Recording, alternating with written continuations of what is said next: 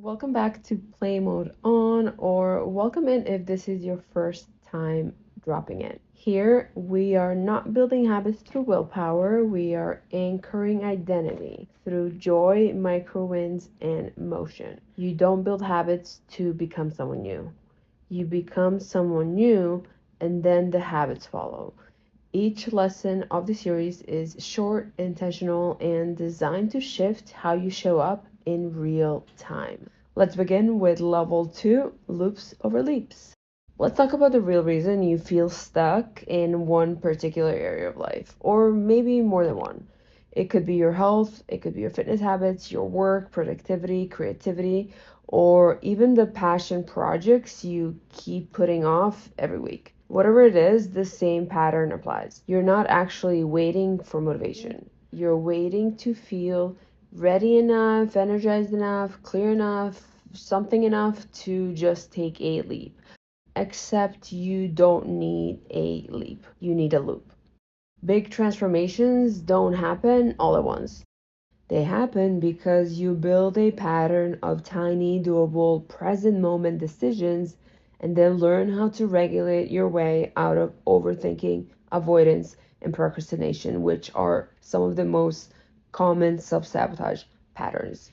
The thing about leaps, which prevents people from making major shifts in their life, is that they look big from the outside. We have all heard the story of someone suddenly blowing up on social media, moving across the country, starting a business, completely transforming their body, living this amazing wild life, and online it looks like an overnight change, a bold leap. But behind the scenes, it was built by the same tiny loop repeated over and over and over again. These big leaps happen through micro decisions, they happen through quiet momentum, all before anyone was watching. Why does this matter? Your nervous system does not respond well to force. It responds to safety, permissions, and patterns it can predict.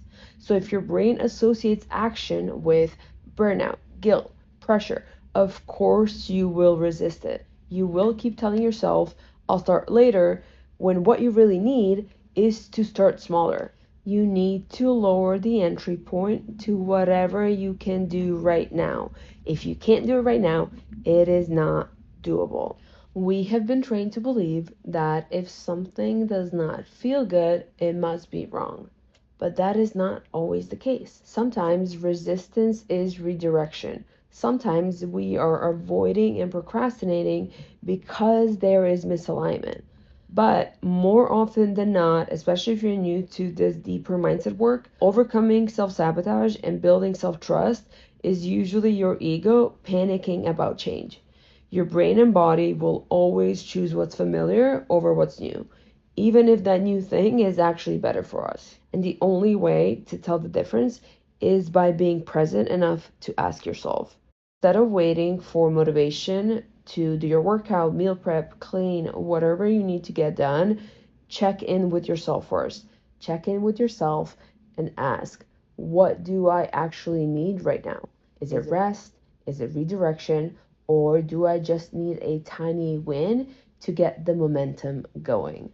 That question might be hard to answer at first, especially if you are still in the beginning stages of practicing body awareness and really learning how to check in and connect with yourself. That is okay. You can build this and you can get better. Start with the basics. These are literal questions I would ask myself when I was really learning how to listen to myself, to my body, and my own intuition. Did you sleep enough last night? If not, rest. No guilting, no forcing, rest. If yes, then ask yourself, did I eat today? Did I get enough protein? If not, eat.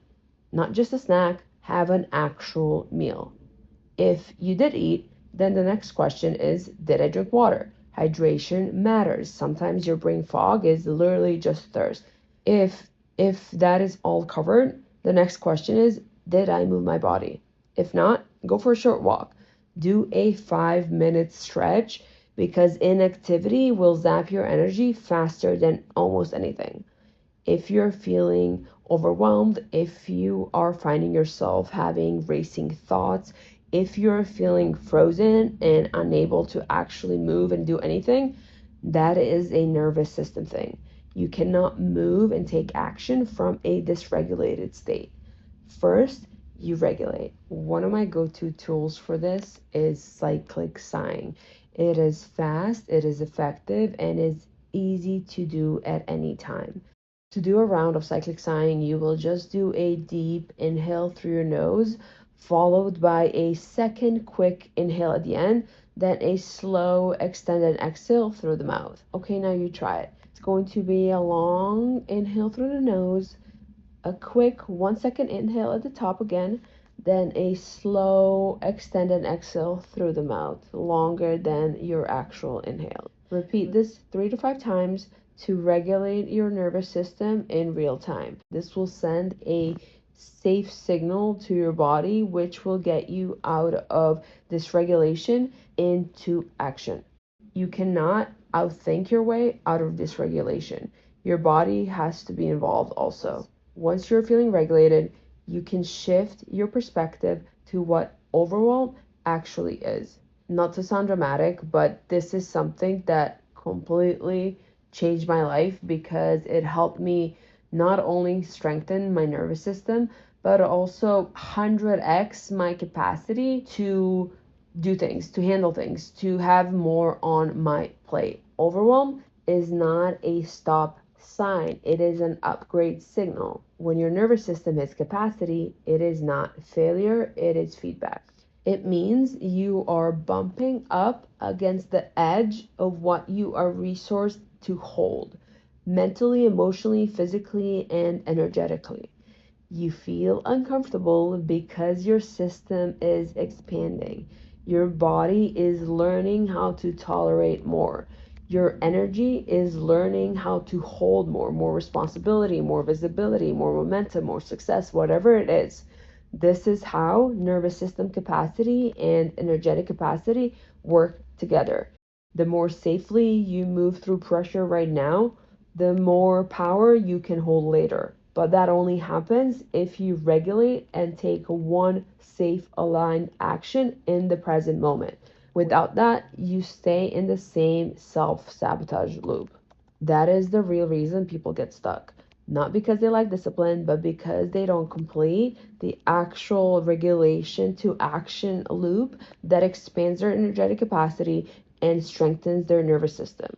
Overwhelm is not a stop sign, it is an upgrade signal, but you have to be aware enough to notice when you have the opportunity to upgrade. After you become aware, after you regulate, take a micro step that moves you forward.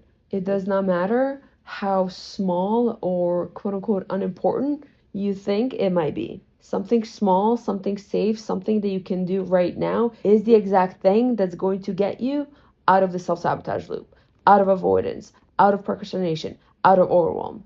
And if after all of this you still don't want to do the thing, the habit, the workout, the whatever it might be, then it might be time for a redirection. Sometimes that resistance is intuitive resistance.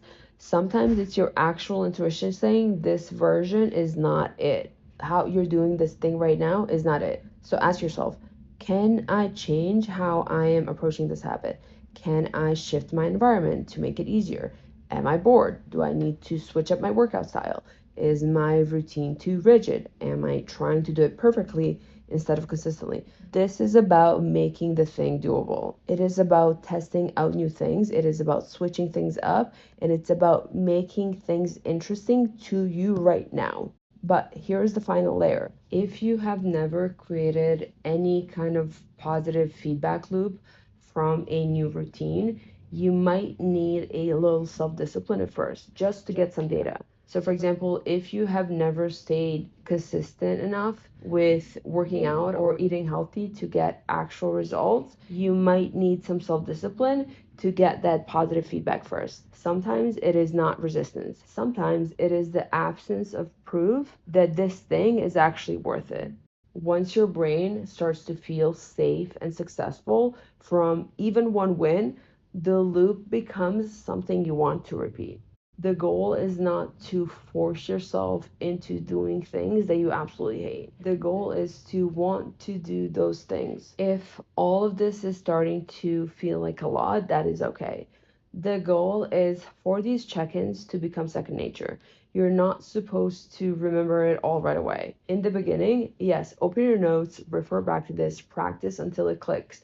The more you do it, the easier it gets. And whenever you feel stuck in the moment, unsure what to do next, self-regulate. Start with a few rounds of cyclic sighing before you make any decisions. It will calm your system enough to make a grounded decision instead of a reactive one. You don't have to have it all figured out. You just have to interrupt the self-sabotage loop that keeps repeating when you don't feel safe enough to move.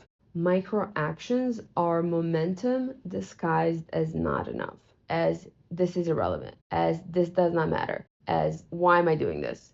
That is why this level is called loop over leap, because real transformation does not come from forcing a breakthrough. It comes from looping tiny intentional decisions that create momentum, which later become your leap. This is where intuitive action lives, not in a perfect schedule, not in a 25-step morning routine, but in your ability to notice when to pause and when to move, which comes down to you staying aware. Without awareness, there is no growth. Become aware of the opportunities to interrupt the cheap loops. Start noticing when you are reaching for a fake reward, whether it's mindlessly scrolling, eating when you're not actually hungry, clicking around for quote unquote research instead of doing the thing, repeating a routine that feels numbing instead of nourishing. These are all dopamine seeking loops your brain has learned to chase for quick relief, not actual satisfaction. Interrupting the loop is not about shaming the behavior, it is about pausing long enough to choose a reward that actually fuels you, the one you're going to be proud of 5 minutes, an hour, 24 hours from now. Stop thinking in leaps, start thinking in micro loops. This is when new routines, new rituals become something that you want to do and not something you have to force. Your play mode rewire for this level is to ask yourself, am I resisting this because it's misaligned, or am I resisting this because it's growth and I'm afraid of change? Then lower the entry point, break it down into micro steps. Make it easier, make it more fun, or just give yourself permission to rest. The moment you make a conscious choice, even if it's a tiny one, you have interrupted the self-sabotage loop. That is all it takes to start a new pattern. You need to notice the moment, make a move, and let that be enough. That is how you leap. That is all for level 2. If you want to go even deeper with integration, you will find ways to do that in the description.